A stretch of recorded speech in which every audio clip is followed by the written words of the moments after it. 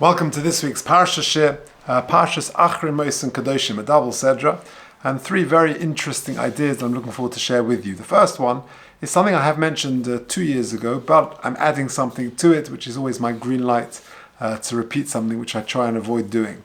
The first idea is at the very beginning of the sedra. If you're listening online, please email me at j.golker@gmail.com. I'll send you the handout.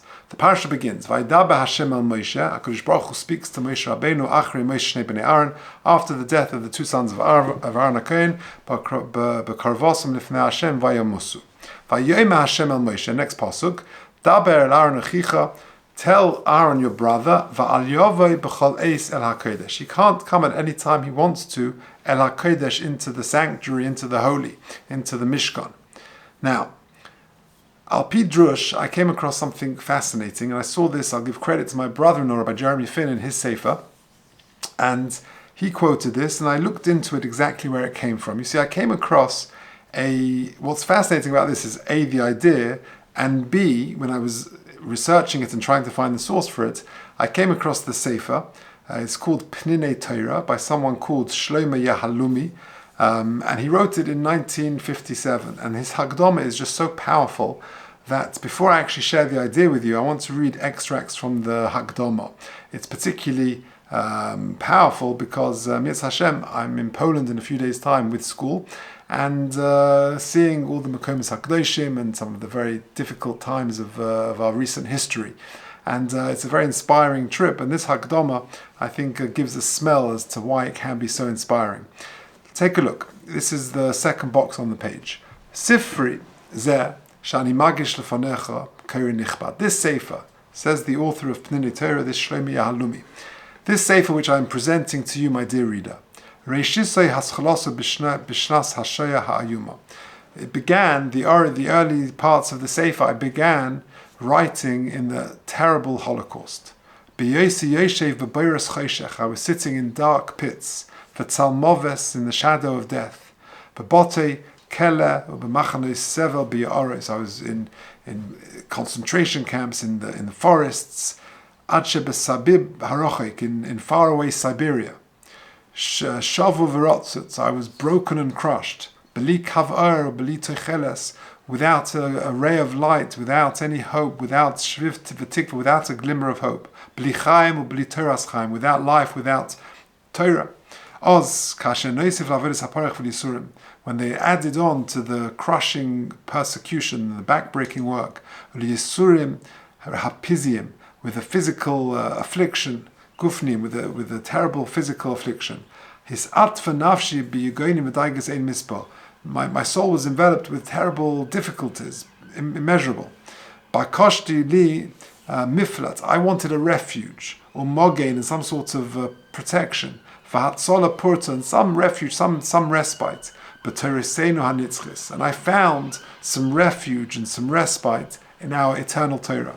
And I was without a writer and without a book, and without other people who I could converse with in Torah. It's so poetic. I dipped my pen in blood and in tears. And I wrote from memory. Thoughts and sayings. Things I remembered from Torah giants and also from the small me, not so small. Now, listen to this. Limrois divrei Chazal, but despite the fact that Chazal say, quote Mishnah in Pirkei Avos, and it's a Gemara in Megillah Daf Tesvav, shekol ha'omer dover b'shem omrei, that anyone who says over a Dvar Torah, repeats a Dvar Torah, mevi gulul b'shem omrei, with the name of the person who said it, mevi gulul la'olam, he brings redemption to the world. And therefore I will try and remember, he says, the author, to quote whoever, if I can remember whoever's idea it was. However, of a mokum shelo zachur li hamakar, but in a situation where I don't remember who the author is. Remember, he's sitting in a field, in a pit, in a labor camp somewhere in Siberia, and I can't remember the makar. Or I don't know who the author is, or perhaps it's my idea. You get confused. Ani kosavti Reish Shin Beis Zayin. And this is what piqued my interest. I came across this acronym, Reish Beis Zayin, I had no idea what it meant. And then he explains what it means. Reish Beis Zayin is Roshum B'Zichroni. It's ingrained in my memory. That's what it stands for. And that's that powerful Hakdama. So let's see what he says about the Pasuk, which I started with at the beginning of this week's Sedra, the first of the two Sedras in Parsha Achrei. The Pasuk says, V'al Yaveh b'chol eis el HaKodesh. Says the author, and he says again in brackets, Reshin Beis Zayin, which clearly means Roshim B'Zichroni. It's lodged in my memory, but I don't remember where I heard it from. It says, Al Yigash, he says, V'al Yaveh b'chol eis el HaKodesh. Says the author, Shlomi Alumi, Al Yigash el HaKodesh. Do not enter HaTorah. Begisha shel eis v'ruach hazman. Don't let the times alter Torah. Don't say that Torah is dated, it doesn't apply. Ki ha-Torah hi nitzchis. The Torah is eternal. U'mechayeves b'chol hazmanim v'chol hadoros. And it applies in all times, in all generations. And therefore, when it says in the Pasuk, V'al yaveh b'chol eis el HaKodesh, don't bring the times to try and amend and change the Kodesh. On the contrary, you take the Kodesh, you take Torah, and you apply it to the times. That's his take, his drush, if you like, on the words Al Yaveh b'chol eis HaKodesh. Don't let the times change the Kodesh. On the contrary, the Kodesh should be applied to the times. That's what I said 2 years ago. Still such a powerful, beautiful idea. But I wanted to add again something I saw in Rabbi Finn's Sefer. He says it in the name of Reb Shamshon Raphael Hirsch.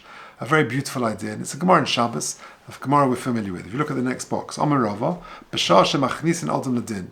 When a person is taken after 120 years to his din v'cheshbon, Oimrim lei. The Gemara says it's an open book test. We know the questions. Here we go. Nosata v'nosate b'munah. That's the first one. Did you deal honesty in business? And the next one, the famous question, Kovato itim la Torah. Says Reb Shamshon Raphael Hirsch in light of what we've just said. Kovato itim la Torah normally is understood to mean, did you fix times to study Torah? Says Reb Shamshon Raphael Hirsch, Kovato itim la Torah, were you kovea the times according to Torah? Did you fix the times according? Did you apply the eternal Torah values and messages and lessons to every time and every stage you were at? That's what it means. Kovato itim la Torah, did you apply and subjugate and live with Torah applied to those times? That's what it means. It's a very beautiful idea from the opening of the Parsha. Okay, let's move on to the next idea. Now this idea I heard once from Rabbi Aryeh Leibowitz, and I did quote it, I think in Bar Mitzvah Shir a few years ago, but again I'm breaking my rules. It's something very powerful and very beautiful, and fascinating, and it applies to this week's Sedra, so I thought I'd share it with you. We know this week Parsha's Achrei deals largely with the avodah of the Kohen Gadol in the Beis Hamikdash. Now, if you look at box number 2.1, I'm quoted from the Seder HaAvodah on Yom HaKippurim. And this is the famous statement, V'ha-kohanim v'ha'am ha'omdim ba'azara. The kohanim and the people were standing in the Azara, when they heard the awesome name of HaKadosh Baruch Hu enunciated by the Kohen Gadol, b'kedusha v'tara, with holiness and purity, they bowed down, they prostrated themselves, they fell on their faces. The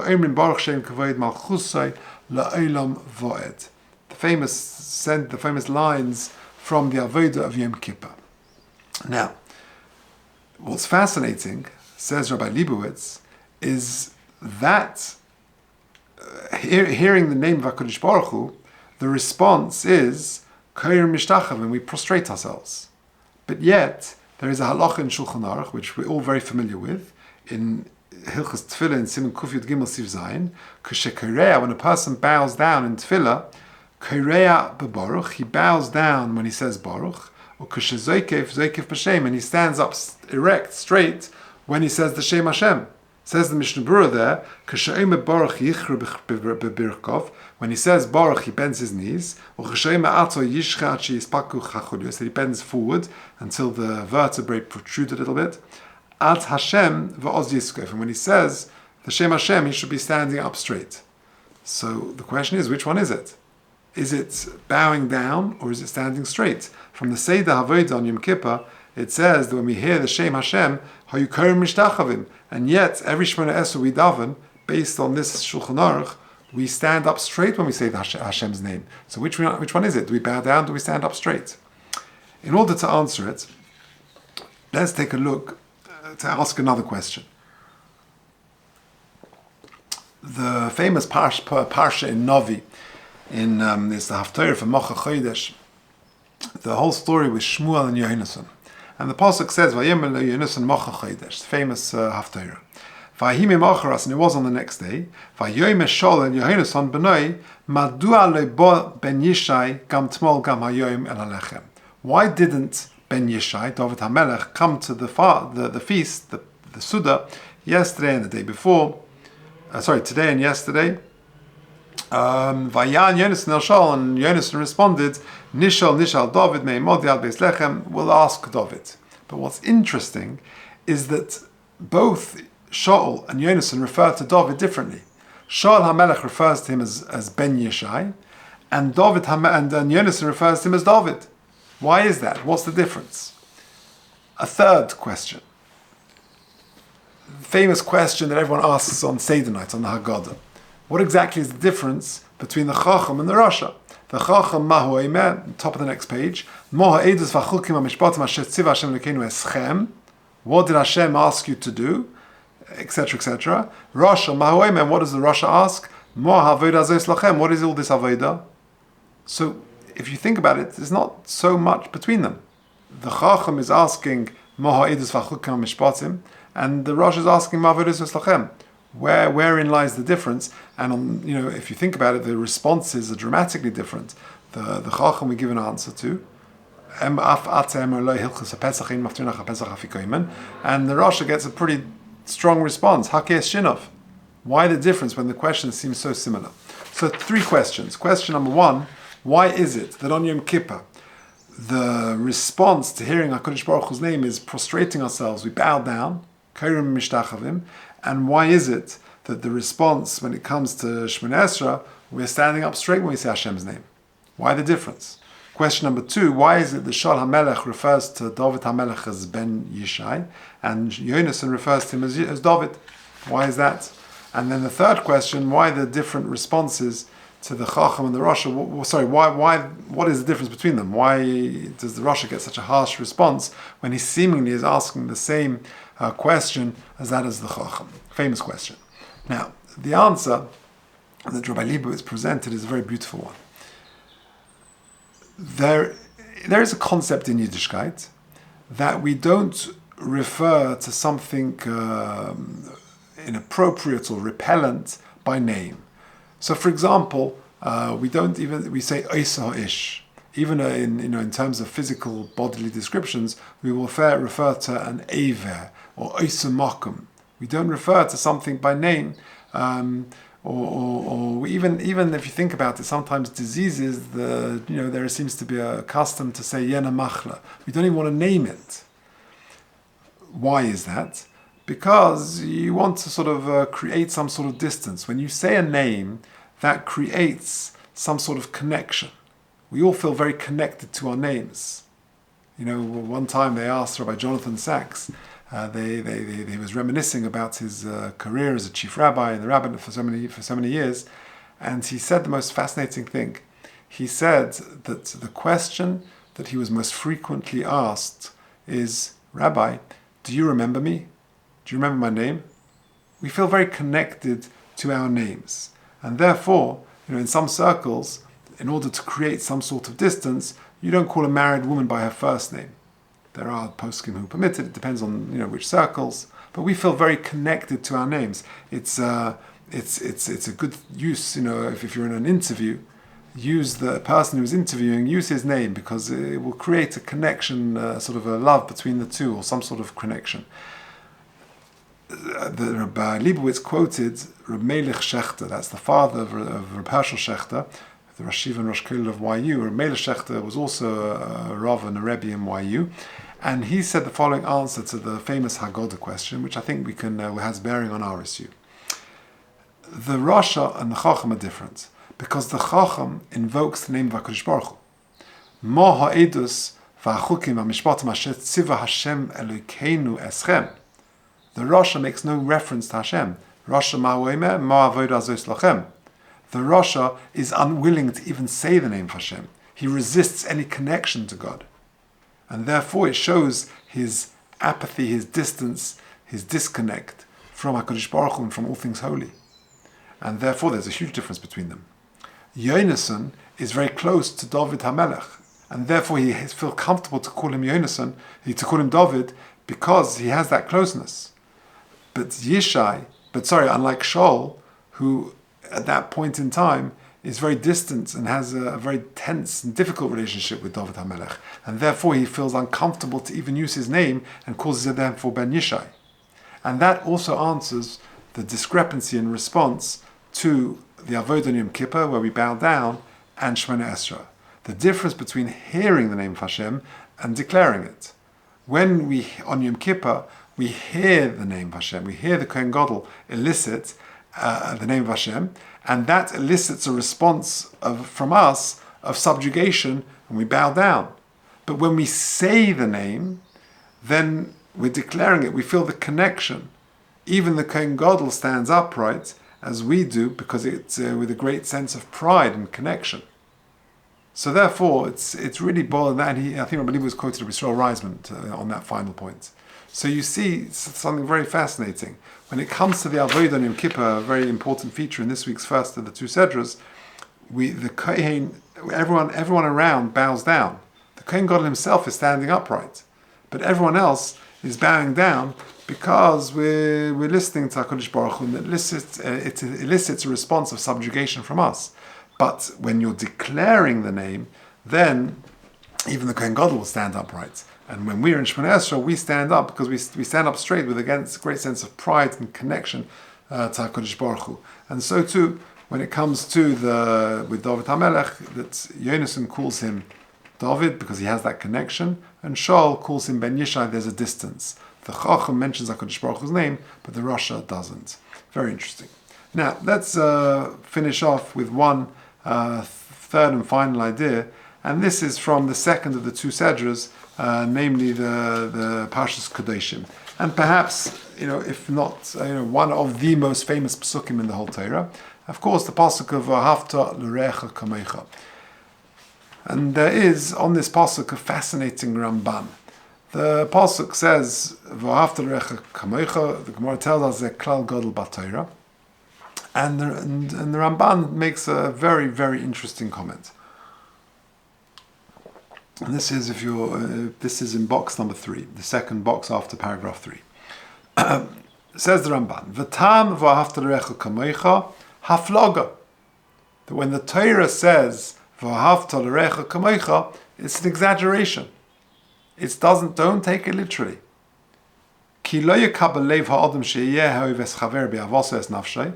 For the human heart is incapable of loving someone else to the same degree that one loves himself. It's just physically not possible, emotionally, humanly not possible, says the Ramban. And therefore, it must be an exaggeration. You've got to be a Rishon to say this. V'oid, and I'll prove it to you, says the Ramban. Shekvar bo Rabbi Akiva v'limeid, that Rabbi Akiva comes along and says, Chayecha koidmin l'chay chavercha, that your life actually takes precedence over your fellow's life. It's based on the famous Gemara in Bab Metzia, that the Gemara says that if you're walking in the desert and you've only got enough water for one of you, then you don't split it, but you take it for yourself. Says Rabbi Akiva, Chayecha koidem. So the same Rabbi Akiva who says, V'ahavta l'recha kamecha zeh klal gadol b'Torah, doesn't take it literally, because otherwise you'd have to share the water. Says the Ramban, Avol tetzaveh ha'Torah sheyoves chaver b'chol inyan, kasher yoves nafshe b'chol ha'tov. So what is pshat therefore in v'ahavta l'recha kamecha? It's an exaggeration, but this is what it means. Tetzaveh ha'Torah, the Torah commands sheyoves chaver, you should love your friends b'chol inyan, regarding every aspect of life. Kasher yoves nafshe b'chol ha'tov, that he loves himself regarding all good. In other words, although V'ahavta l'recha kamecha, says the Ramban, is an exaggeration, the pasuk is teaching us something with this figure of speech. The teaching is that you should love your fellow just as you love yourself, regarding all that is good. What does that mean? That you should try and look out for him and seek his benefit in every possible way. So the Ramban carries on, Ki pa'amim Rabbi she'yav odom Achrei b'dvarim yuduim. For sometimes a person will love his fellow because for specific things. I want him to be matzliach in that job interview. I want the shidduch to go well for him or for his child. Leitiva ba'oisha, they should be graced with wealth, but not with everything, not with wisdom as well. And if he were to love his friend with everything, he will want that his friend has everything: wealth, property, honor, knowledge, wisdom. But not the same as me. I'm very happy for my friend to have a nice job. I'm very happy for my friend to drive a nice car, to be successful in this area, to have nice kids, to find, that his shidduchim for his children should go smoothly and well, that he should have good health, whatever it may be. But not that it should be equal to him, not on the same level as me. But rather, says the Ramban, he will want in his heart that he will be superior to his fellow, that things will go a little bit better for me. He'll have nice things, but not quite the same as me. Continues the Ramban. You know what V'ahavta is telling me? V'ahavta is telling me that the problem is pechisus hakina. The jealousy is the root of the problem. That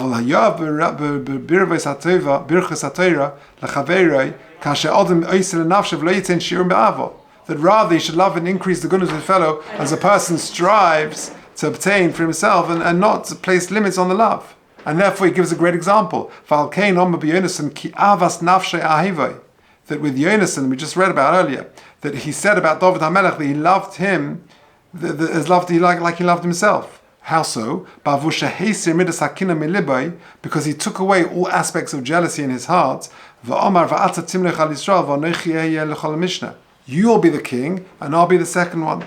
Even though Yonasan was, as King Shaul's son, was the heir to the throne, and therefore he was nevertheless willing to accept David as the king and his superior, and therefore you see that Yonasan sort of eliminated any trace of jealousy from his own heart towards David, and therefore he calls it that he loved David is like he loved himself. So it's a fascinating Ramban. What the Ramban is saying is that V'ahavta Recha Kamocha, first of all, is an exaggeration. It cannot be that it's literal. But what it's premised on is jealousy. That many times a person is very happy for another person to have blessing and success in all different areas. But not quite as much as me. I want to be matzliach in all areas. He could have success here and there, but not everything, or not as much as me. What is that rooted in? The problem is you're jealous. And really, therefore, if a person works on his kinna, that will enhance his ability to live by V'ahavta Recha Kamocha. Now, the Ramban, my friend who quoted this Ramban asked a great question. Because there's a famous Gemara in Shabbos. The Gemara in Shabbos, Lamed Aleph Amud Aleph, says the following: Shuv Ma'aseh b'goy echad. Famous Gemara. There was an incident with a certain non-Jewish person. Sheba lifnei Shammai, he came to Shammai. V'omar loi gaireini al manash tlamdeni kol haTorah kula. Let me convert on the condition, in order that you teach me all of Torah. Kashani oimed al regel achas, we're on one leg. So let me, teach me all of Torah, and then I'll convert. So Shammai wasn't interested.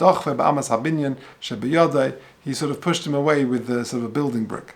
But he came in front of Hillel, and Hillel converted him.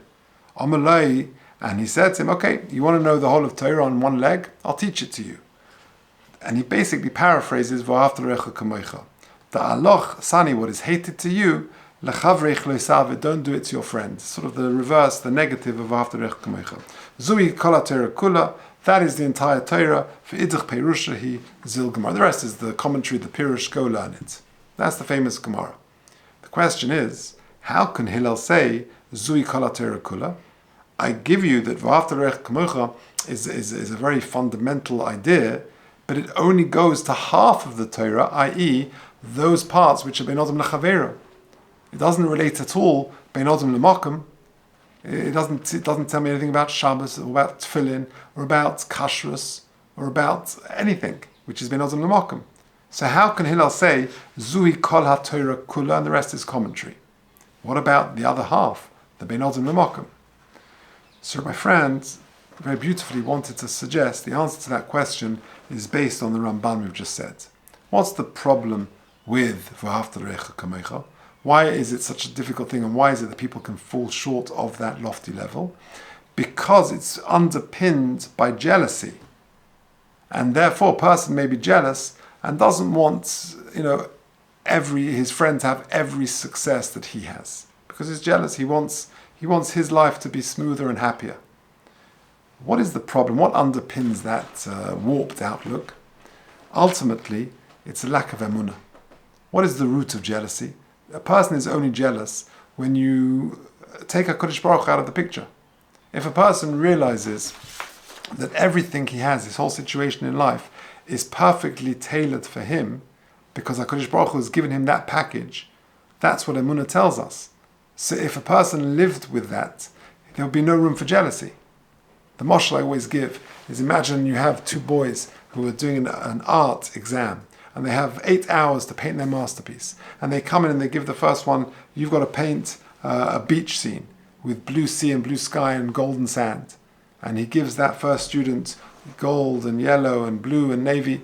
And then the second one has got to paint a beautiful autumnal scene with trees and rolling hills and mountains. So he's given different colors, greens and browns. So they both start their exam, and then the first boy is looking over the shoulder of the second boy, and he's thinking to himself, it's not fair. Why has he got all the greens and browns? I would like that. So he complains to the invigilator.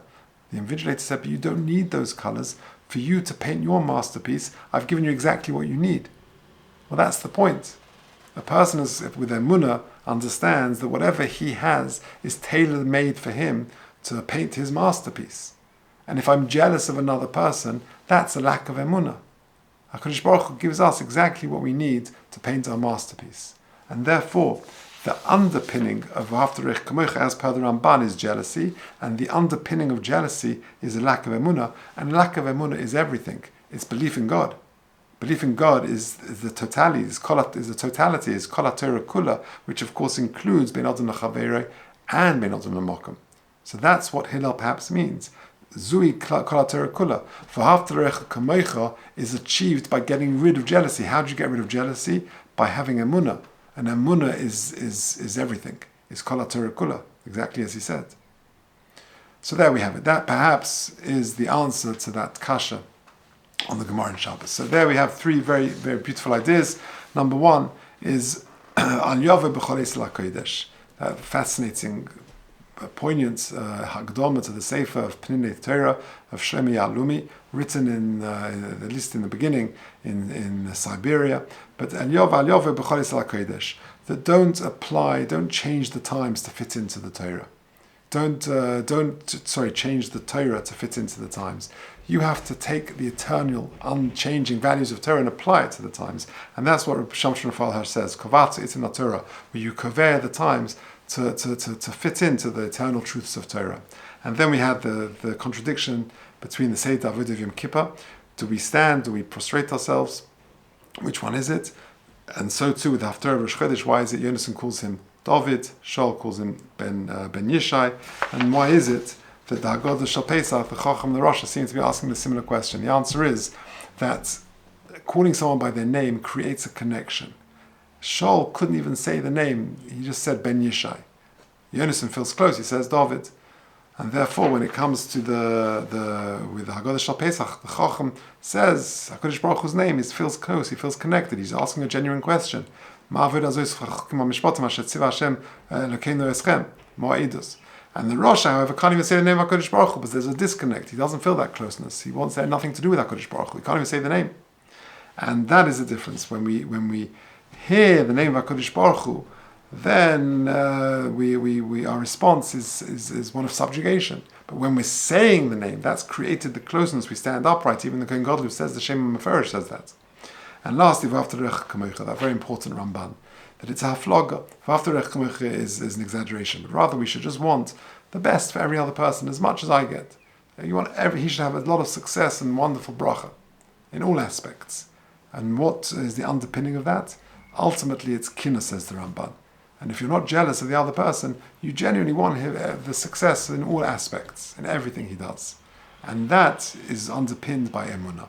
The way to counter feelings of jealousy is to just have strength in your emunah. And a person realizes that HaKadosh Baruch Hu has given me the colors I need to paint my masterpiece. And if a person appreciates that, then kinna is just pushed aside, and you can really achieve and fulfill the mitzvah of v'ahavta l'recha kamocha.